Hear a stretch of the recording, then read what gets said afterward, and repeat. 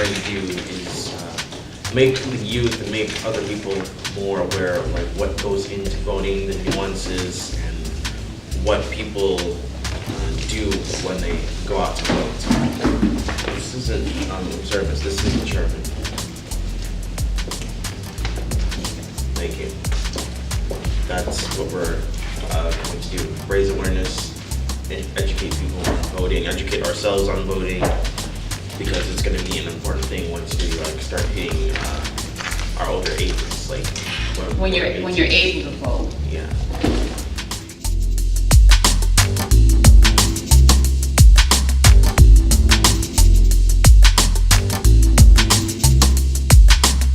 Hi, My name's J.C. McCauley. I'm NAACP McCauley, and you're watching AccessTV.org. And you need to make sure you have a schedule. So without further ado, I'm gonna present your presenter today. Her name is Ms. Joan Harrison Gibson.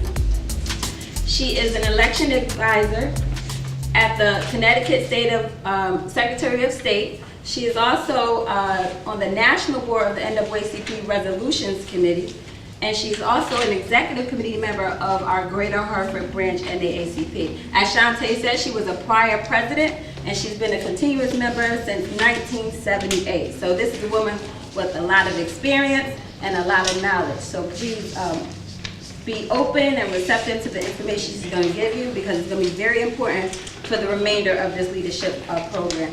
So without further ado, Ms. Joan Harrison Gibson. Good morning, ladies and gentlemen. Thank you so much. Thank you. I really do appreciate it. Do you mind if I sit? It is, I count it as a privilege and an honor to come before you today, to be your presenter, to talk about voting rights, the history of voting rights, and where we are, where we came from, and in order for us not to repeat the atrocities. How many of you in this room are at least 17? Okay, good. Will you be 18 on or before November, the November election? No? Okay, so soon after the November election, I need each of you that are 17 to register to vote. So in your packet you're going to receive today, you're going to have a voter registration card. If you can't fill it out and you can't register to vote, you do have the opportunity to offer one individual that you know that's at least 17, turning 18 on or before the November election, to offer them the opportunity to register to vote, just like I offered it to you.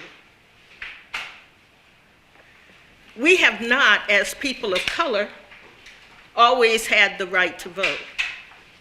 The right to vote has been one that many, many people fought, bled, and died for. It wasn't easy. We were denied the right to vote because of the color of our skin, because of our race, because our ancestors were slaves. And it was not until the passage of the 15th Amendment of the Constitution that allowed people of color to register to vote regardless of their previous condition of servitude. Today, we have the right to vote, but few people, as Ms. Shantae told you earlier, how she got elected to the Board of Education by a small number of people that turned out to vote. And that's what we have in our elections. How many of you have student council elections in your schools? How many of you participate and run for office in those student council elections? I can't hear. She ran. She ran? Did she get elected? Did she win? Yeah. What's the office that you ran for, Tajay? There wasn't enough people to run for every spot. Like, I think there was too many people trying to be nobody would, Excuse me? nobody would drop down to run for vice president or treasurer, something like that. So every spot wasn't filled, so they basically called it student council, but they didn't give any positions. Okay. So you don't have titles. Okay. Who else ran for office? Young man, did you? No? When you leave here today, I would like for you to understand the importance of your participation in the election process. Whether that be the electoral process where we elect Board of Education members, the President of the United States, our state representatives, our city council members. Please, I need you to understand the importance of each and every election that is held and that you have the opportunity to participate in. I don't just need you to understand each and every election, I need your participation in each and every election. I need you, when you go to the polls, when you have that opportunity, to recognize the people that came before you, the people that fought for this right. They lost their lives. There's a song that we sing. How many of you know the Black National Anthem? I'm sorry? Does anybody know the Black National Anthem? Not word for word. Not word for word. But I'm gonna need you, while you're Googling everything else on your phone, I need you to Google the Black National Anthem. It's also called Lift Every Voice and Sing. Do you know that one? Do you know? Lift Every Voice and Sing. I'm gonna do it. Raise your hands if you know it. Okay, just a little. But I'm gonna need you to not just know the song. I need you to know the words of that. And the reason that I need you to know the words of that is because it tells our history. It tells our story as a people. And there's a part in it that goes, stony the road we trod, bitter the chastening rod, felt in the days when hope unborn had died, yet with a steady beat, have not our weary feet come to the place for which our fathers sighed. We have come over a way that with tears have been watered. We have come treading the path through the blood of the slaughtered, out from the gloomy past, till now we stand at last, where the bright gleam of our bright star is cast.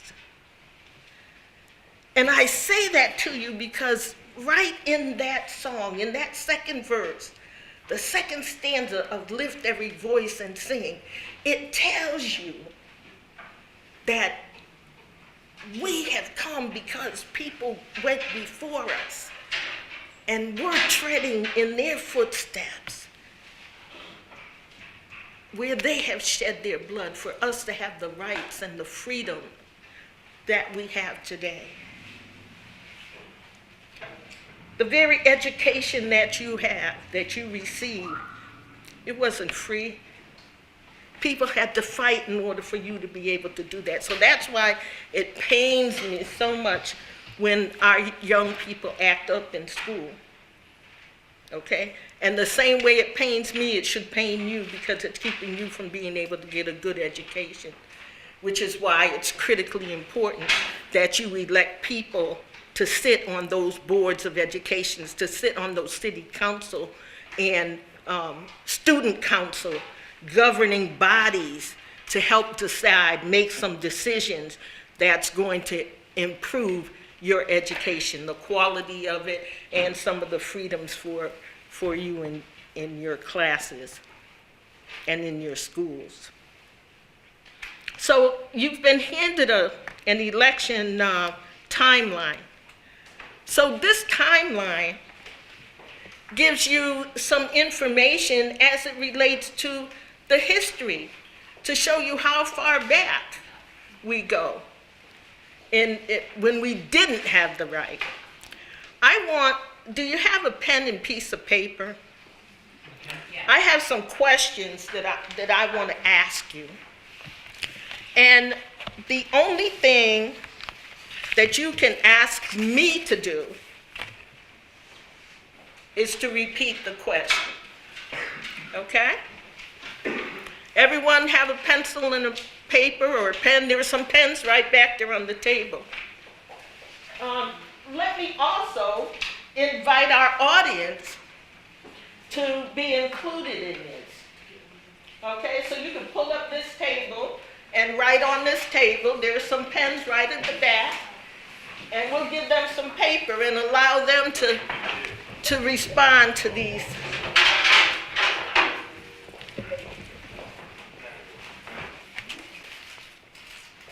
Which of the following is a right generated by the Bill of Rights? Which of the following is a right generated by the Bill of Rights? Public education, employment, trial by jury, voting.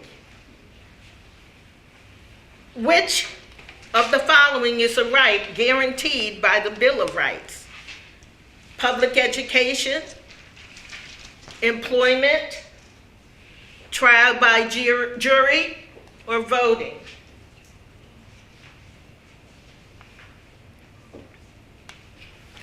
The federal census of population is taken every 5 years, true or false? The federal census of population is taken every 5 years. Is that true or false? Can you repeat that? The federal census of population is taken every 5 years. Is that true or false? They have to just write the answer, right? Or the question. Because I think they're I think writing they're the writing the question. That's why they're, some people are writing the question. You just can write the answer. Just write what you think the answer is to her question. Unless you write real fast. I don't need you to write the question. I just need you to write the answer.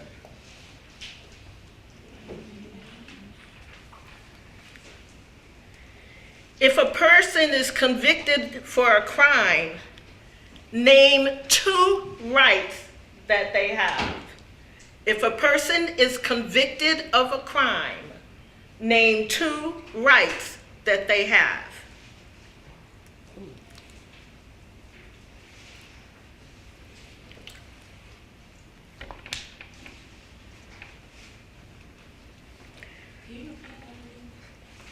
If a person is convicted of a crime, name 2 rights that he has.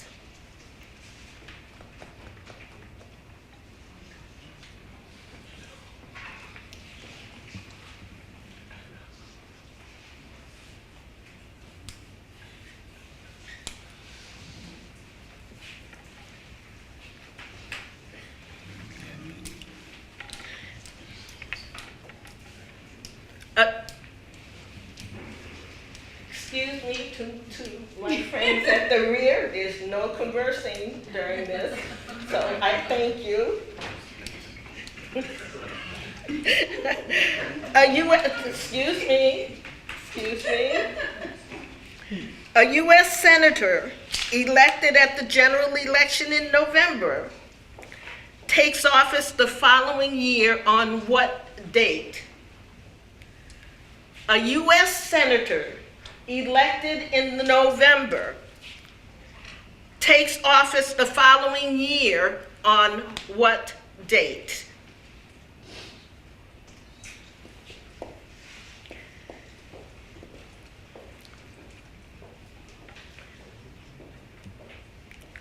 A president elected at the general election in November takes office the following year on what date? A president elected at the general election in November takes office the following year on what date?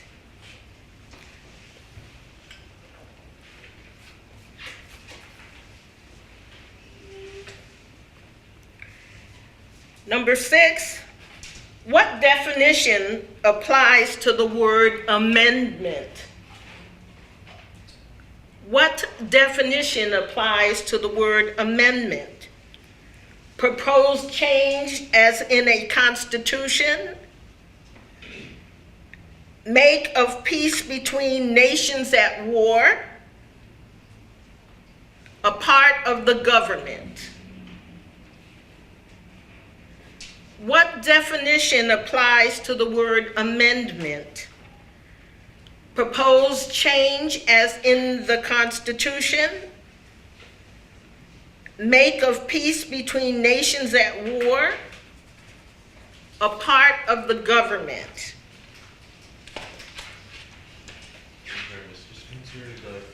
Pardon? Do you think you can repeat the first one just one more time? The first answer to the Excuse sixth me. question. I'm sorry, could you repeat that? The first answer to the sixth question that you just said. Proposed change as in a constitution.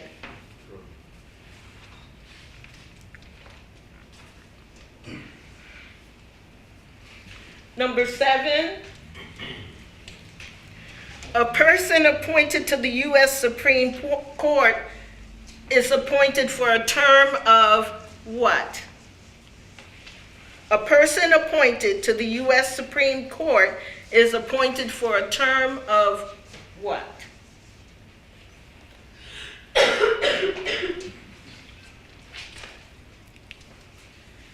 Number 8, when the Constitution was approved by the original colonies, how many states had to ratify it in order for it to be in effect?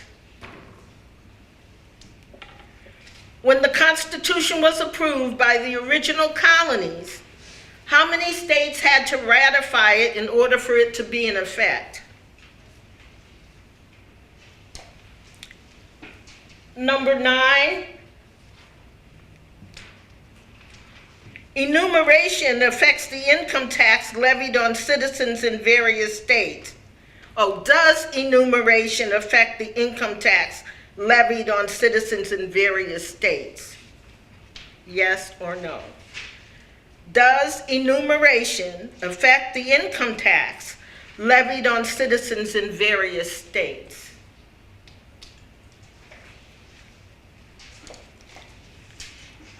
And finally, number 10, persons opposed to swearing in an oath may say instead, I solemnly blank. If a person is taking an oath and does not want to swear, they say instead, I solemnly blank. Write the word in the blank. So I'll stop at 10. There are 68 questions here, but I've only given you 10 of the 68. How many answered all of the questions? Let's start with you first. You did? Oh, you did? Okay. Who else? Did any of you answer all of the questions? Oh, you did? I did. Okay. Well, you want us to test to see, what did you think about those questions? Yes. I never considered that these would be questions that I would need to answer. Wow. Anyone else? Hello? Anyone else? You want to share? I was kind of devastated, but like at the same time, I was kind of used to these questions because like when I was in 8th grade, I had a U.S. history test, knowing I didn't do all my homework in U.S. history, but I ended up getting a B. She said I earned it, but it was 500 questions, and I didn't finish those 500 questions. So I got like a 383 out of 500. Oh, good. But like she said, like even though I didn't finish it, she gave me a quote, but like I wasn't really. It was like last year, so I don't remember all of it. But she said you earned it, so I'm like, thank you. So I'm kind of like used to it. But since it's U.S. history, and this is kind of talking about how we fought for people's rights, and plus back in U.S. history, there was commanders and all that who had different sides of the Union and I forgot the other one, but I'm kind of used to some of these questions. But that still doesn't mean, even though you try, that still doesn't mean you just give up right away. You keep stepping and standing up for yourself. Good, good. Thank you for that. Jose? It sounds like citizenship questions. Citizenship. How many of you think that they're citizenship questions? Are you leaving? Okay. They're not Um, moving.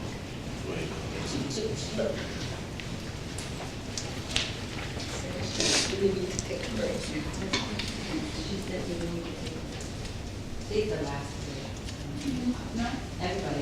Okay. Did you think they were easy questions? No, these are questions that I've never encountered. You never encountered them. How many other people never encountered them?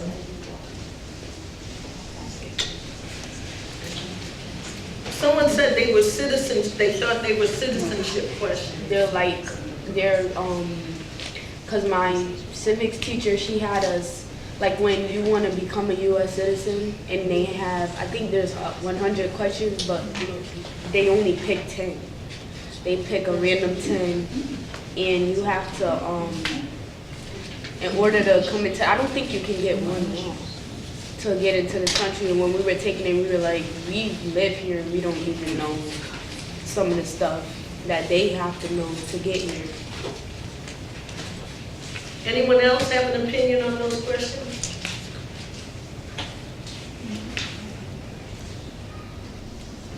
These were questions that were used to keep people of color from being able to register to vote.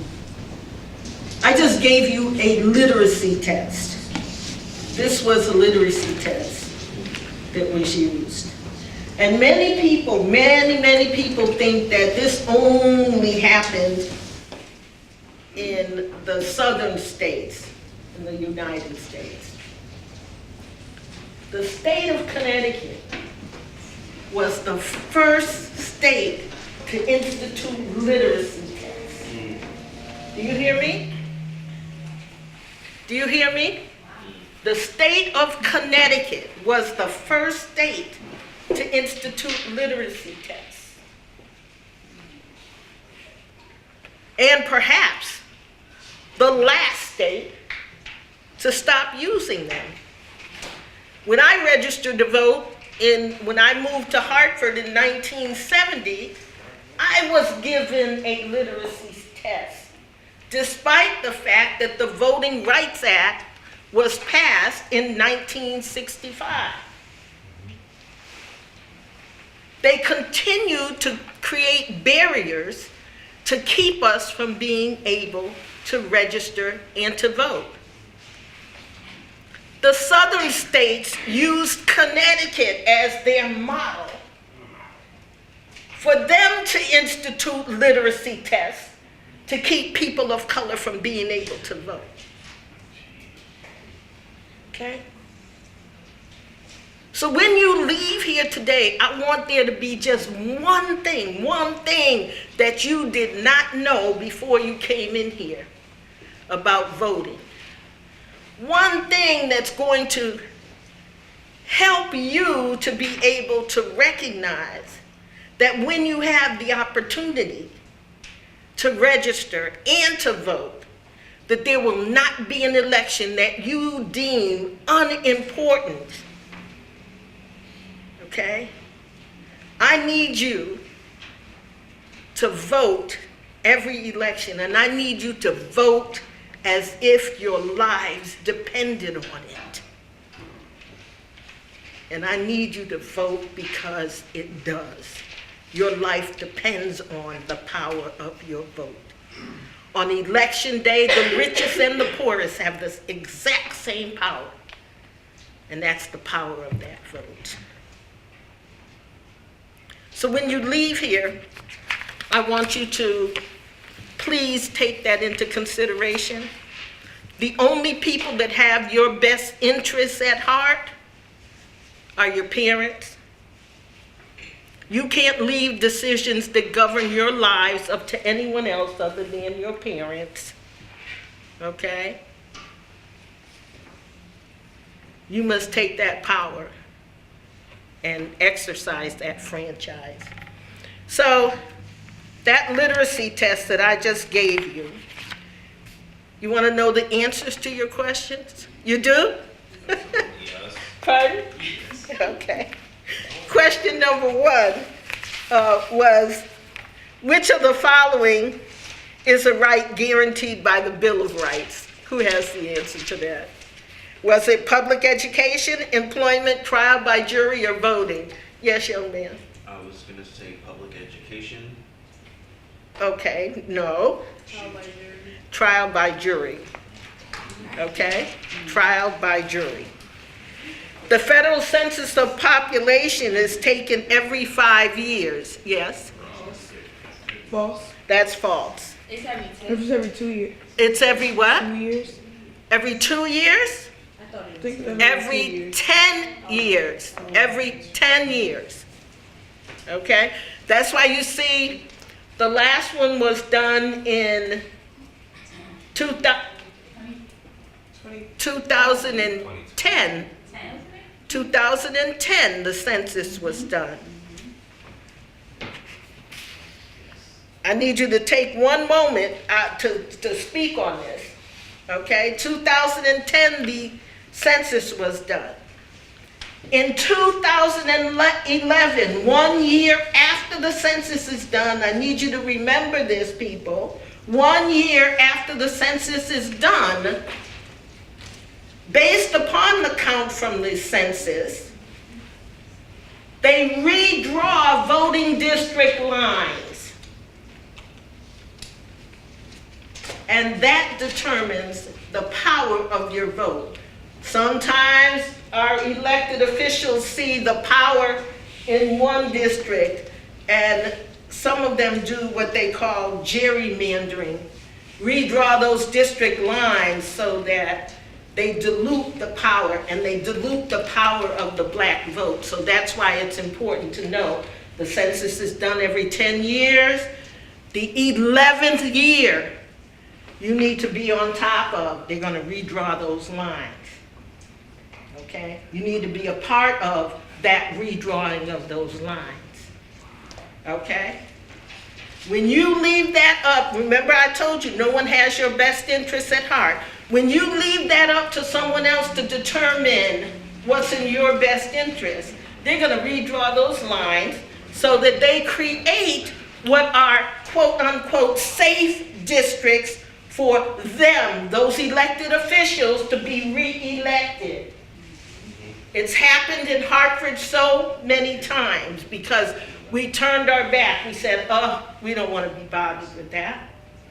And we allowed someone else to sit down and redraw our district lines. And what happened is certain black districts in Hartford that were the balance of power in all the elections in the city.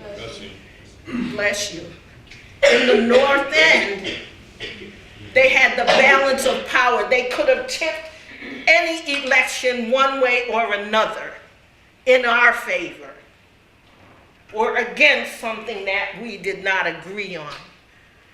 And the elected officials divided that district and created a safe district. They took the people of color, and I'm going to give you the district. The district was the old 7th district, if you remember. Rawson School. How many of you went to Rawson? That was the biggest voting district in the city. You remember that, Dan? Had the balance of power, could have elected anyone of color. And what they did is they came in and they redrew the district line and diluted the power.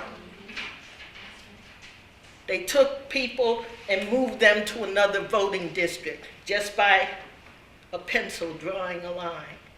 And because we were looking somewhere else, paying attention to something else, we did not catch it until it was too late. Okay? So I just divert your attention just so that you could be aware of that. So please excuse me, and I'll go back to the rest of the questions. In question number 3, if a person is indicted for a crime, name 2 rights that he has. Tajay? That's one. There's another one.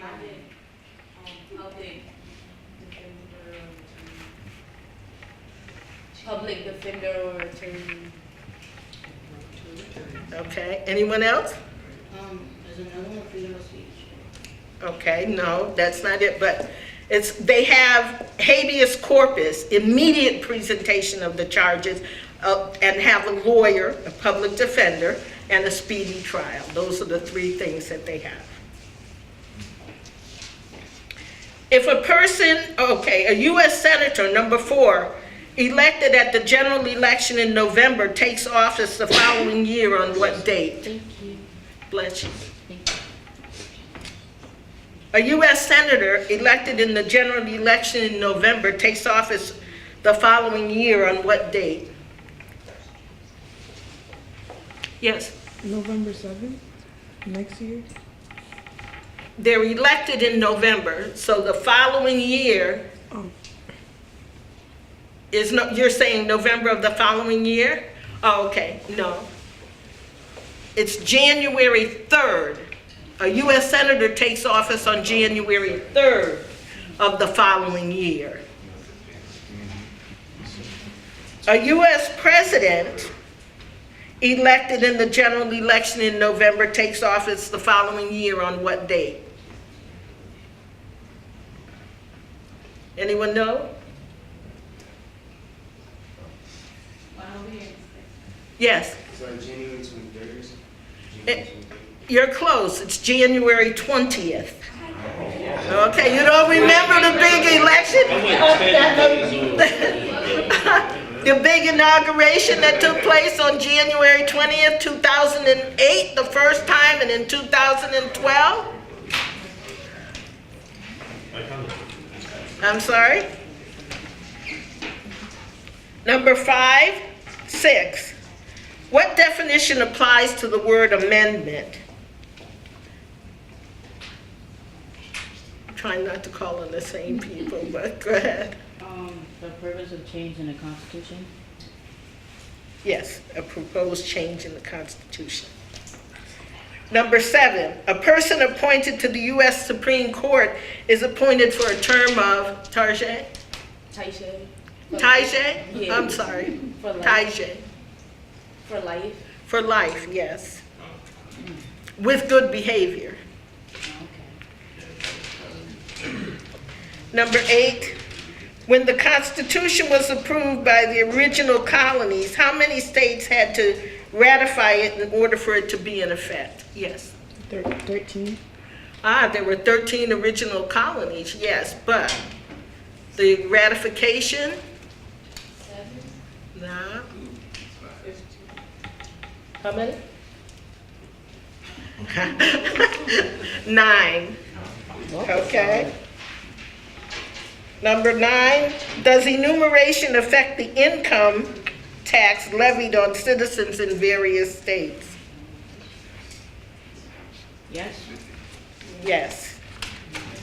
Number 10, a person opposed to swearing in an oath may say instead, I solemnly, yes. No, they don't want to swear, but they use another word. I'm sorry? No. Affirm.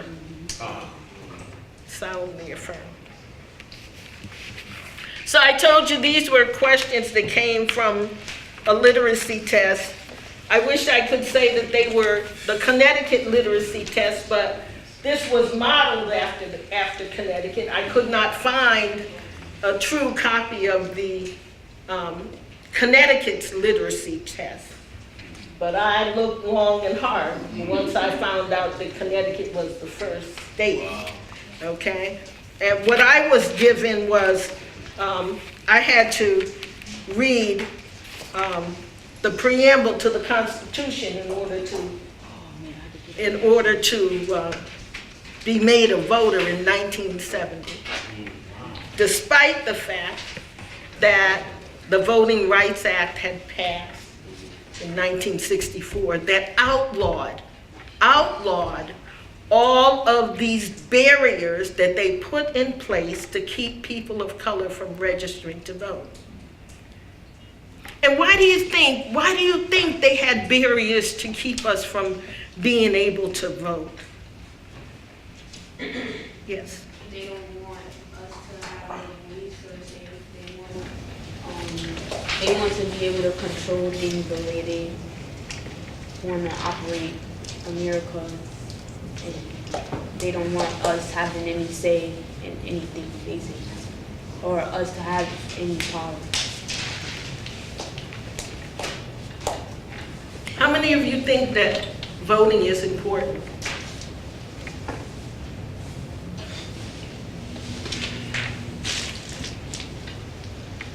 If voting were not so important, a person would not lose the right to vote when they're convicted of a felony.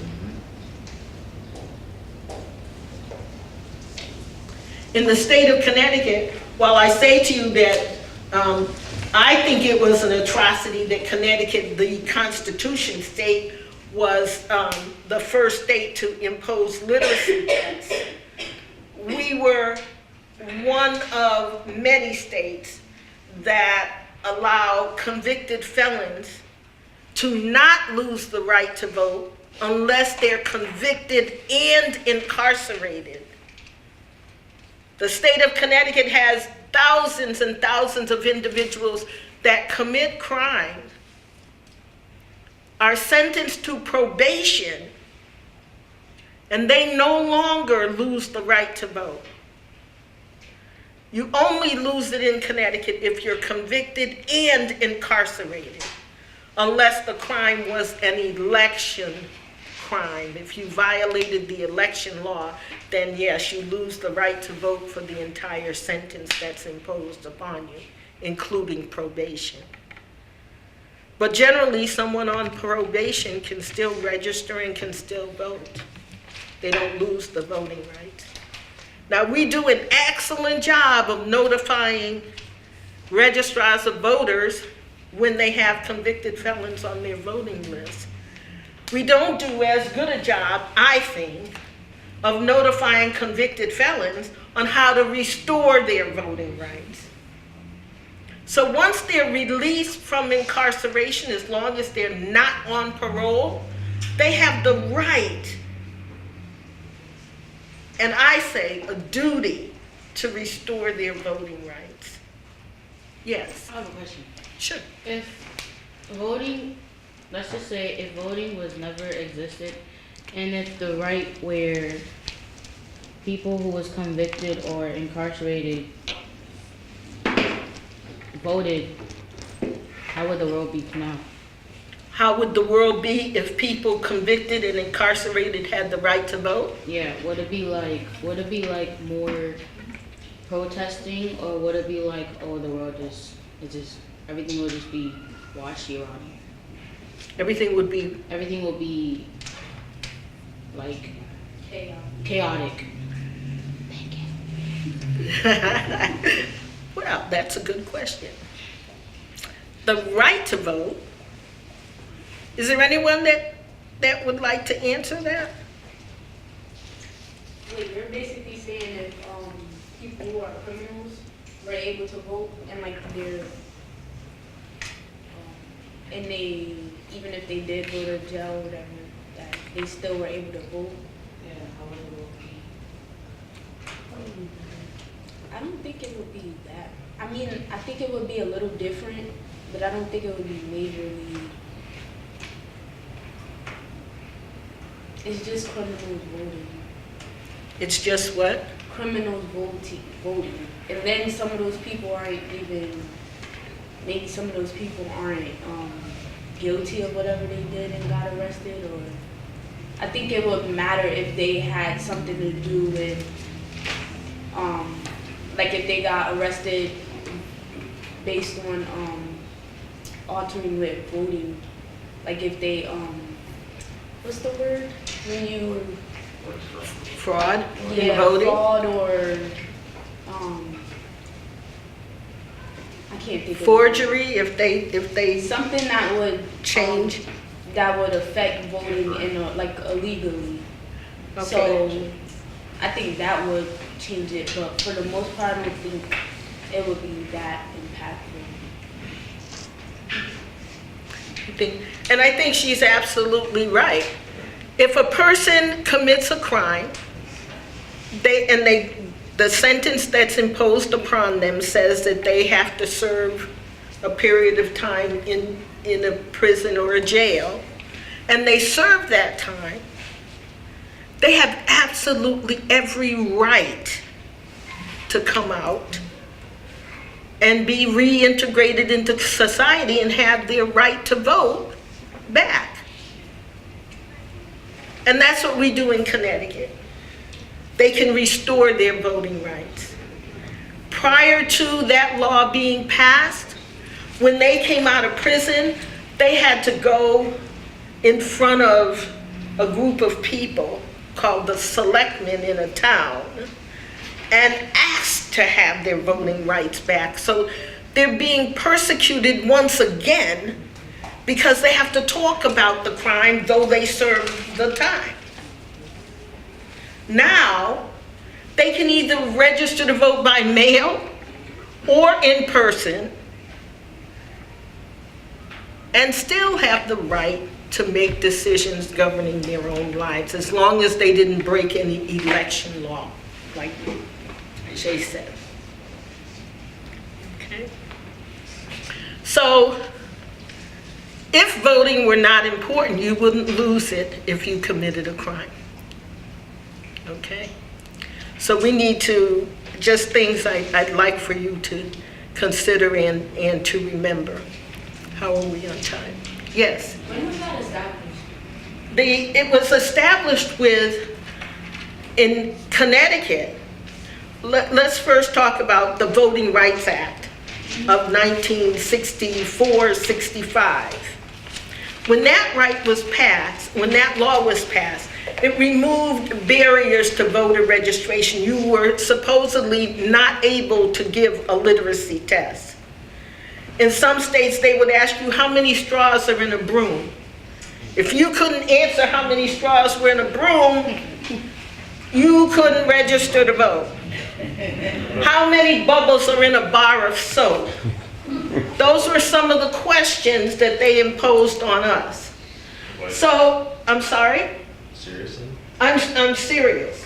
I know my teacher had us take one, and it was like, one of the questions was like,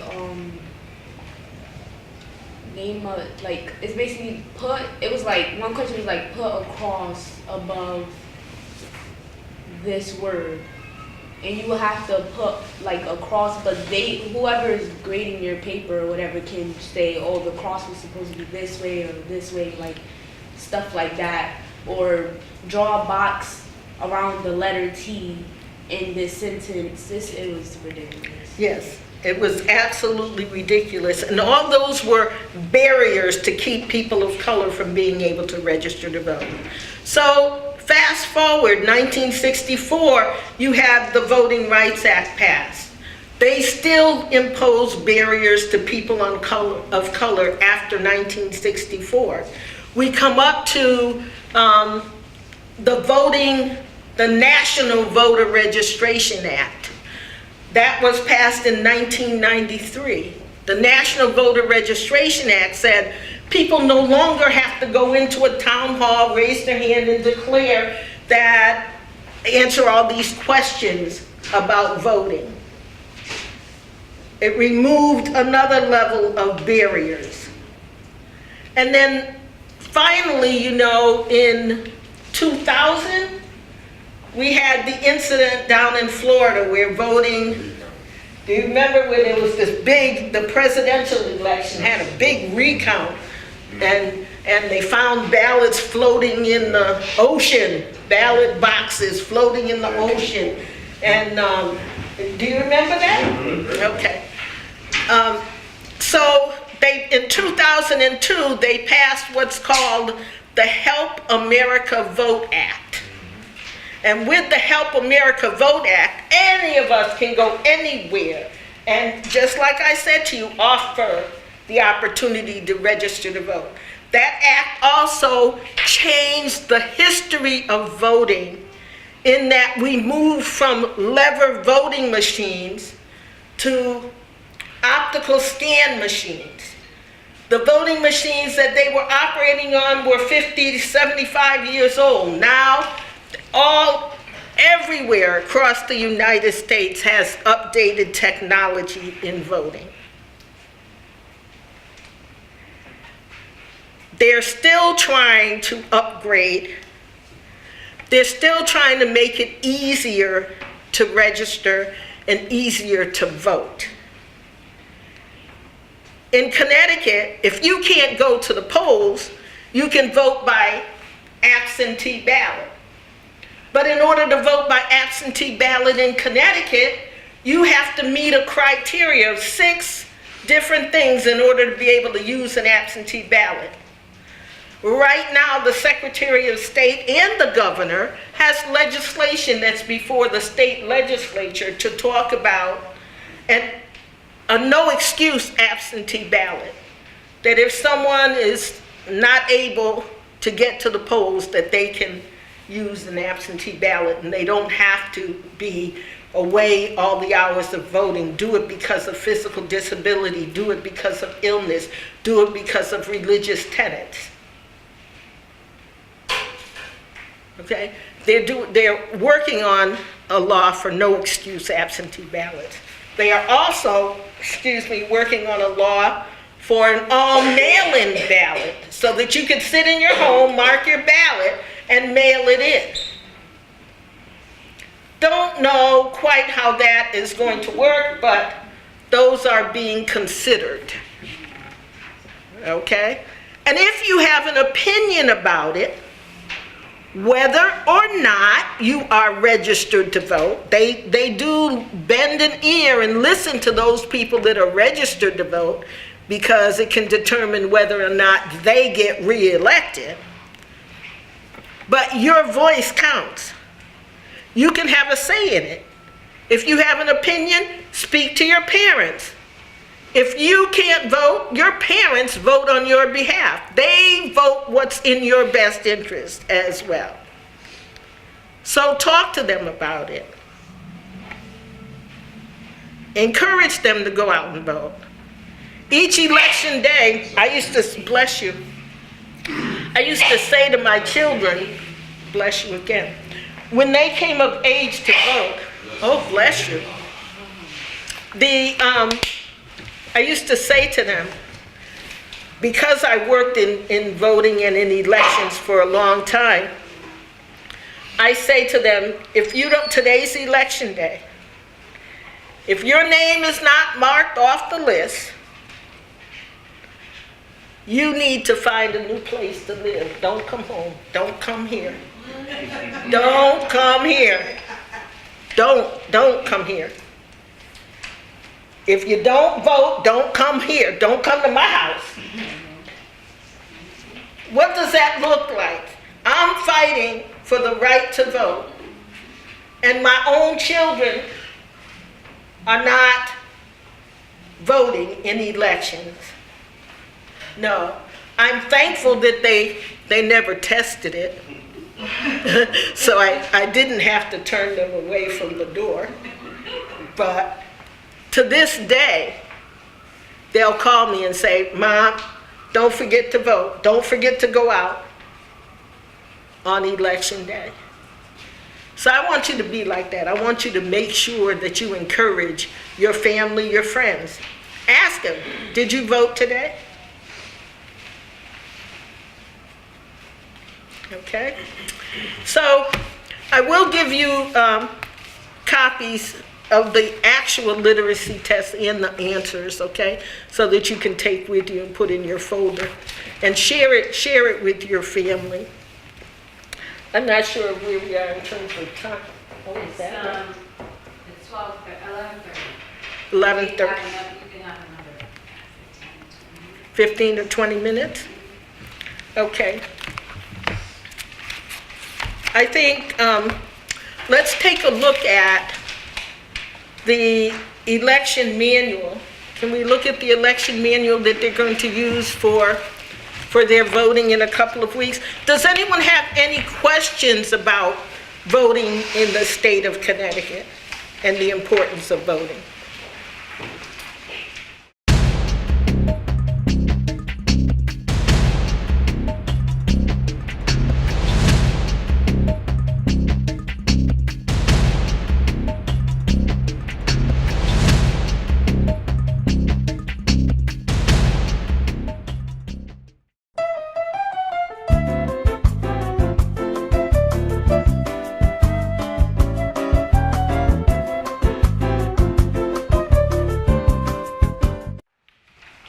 In Connecticut, a person has to be 17 years of age, turning 18 on or before Election Day, a United States citizen, a resident of the town, and then live at the address that they're placing on the application, and not a convicted felon on parole. Convicted felons on parole cannot register to vote, but a convicted felon on probation can register. And the reason that parole can't is because they're still under the jurisdiction of the Department of Corrections while they're on parole.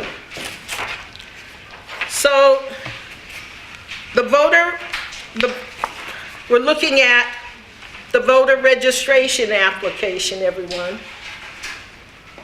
Okay? And the line-by-line instruction sheet that you have in your packet.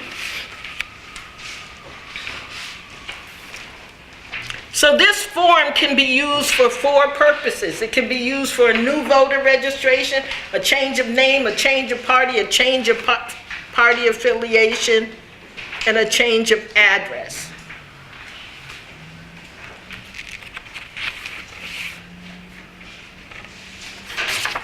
So box number 1A, you would check what the purpose is of this form, and the individual usually tells you.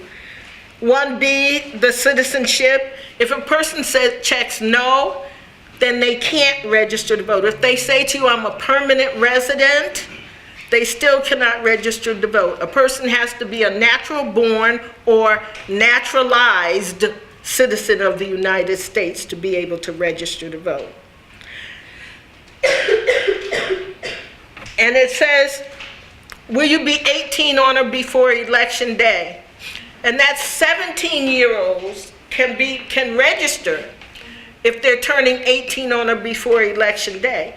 And the critically important thing about that is that if there's a primary before Election Day, the 17-year-olds have the right to vote in that primary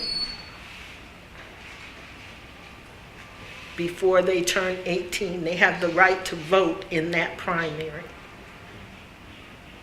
So that's why you'll find a lot of people registering 17-year-olds. And I need to make sure that they understand what their rights are. They can help choose candidates that are going to run for office in the November election. It's important for them to be involved in that process. Box number 2, it's last name, first name, middle initial, and it's actually how they want their name to appear on the ballot. So if your name is John J. Jones and you want it to be J. Jones, that's how you can register to vote. It's important that you have your date of birth in box number 3, and that's the month, day, and the year. Box number 4, it asks you for a form of identification, your driver's license, your driver's permit number, or your DMV motor vehicle identification card number. And box number 5, it asks you for your address. And because we cannot deny homeless people the right to vote, those people that don't have a traditional form of a vote, we want to know where they lie their head at night. If it's Bushnell Park, nearest to, on the park bench nearest to the oak tree with the initials ABC, on Elm Street, Trinity Street, Jewel Street, those are all the streets that come around the park. We want to know where they lie their head. Only in box number 6, they need to have an address, a mailing address, where they can receive a piece of mail from the local registrars of voter. And that piece of mail is their notice of acceptance that their voter registration is accepted. And that can be a relative in any town, USA. Box number 7 asks for a phone number. That's optional, but if you're doing a get out the vote campaign and you want to be back in touch with the individual, you want to encourage them to have some means of contact. Box number 8 is gender. Number 9 asks for party affiliation. If a person does not want to belong to a party, they check no. And by checking no, that makes them what is called an unaffiliated voter. As an unaffiliated voter, it doesn't allow them to participate in party primaries. In order to vote in a primary where 2 or more candidates from the same party running for the same office, you have to be a member of the party holding the primary in order to vote. Yes? So essentially what that means is if you don't choose, say for instance, if you don't choose to be a Democrat, you can't vote for either a Democratic nominee. In the primary. In the primary. In the primary. And remember what I said, the primary, 2 people from the same party running for the same office. So they become, whoever wins the primary becomes the nominee of the party going up against the opposing party candidate in the November election. So in the November election, you get to vote either Democrat, Republican, Green, Libertarian, Working Families. You can vote for anybody regardless of party in November. In the primary, only people that belong to the party holding the primary can vote for candidates from that party in a primary. And the winner of the primary goes up against all the other candidates for that office, and they become a part of the November ballot.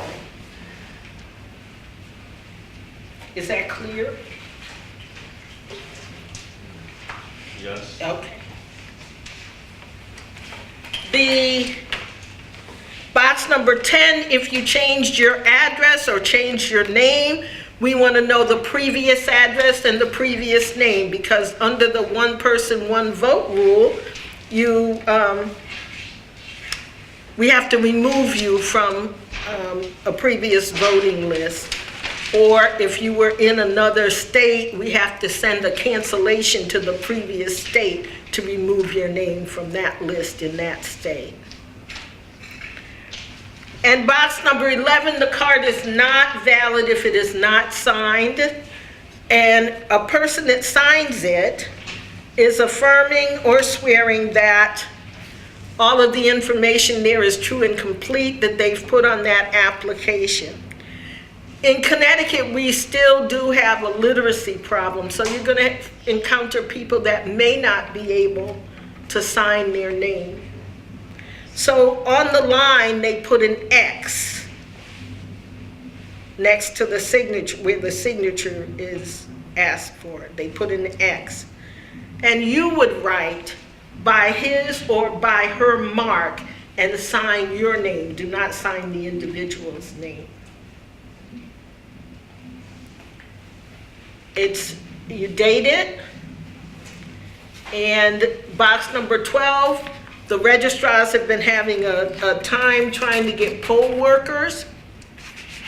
And so if a person wants to work at the polls, they can check that box, and as the registrars need individuals, they do contact them to serve as poll workers in the polls. They do pay them like a stipend, but it certainly is not a lot of money, but they do get paid. And I'd like to encourage young people, 16, 17-year-olds, they allow you to work in the polls even though you're not registered to vote, but it's a good experience for you, so you can contact your local registrars and offer to work in the polls on election day. There are certain jobs that are available to you.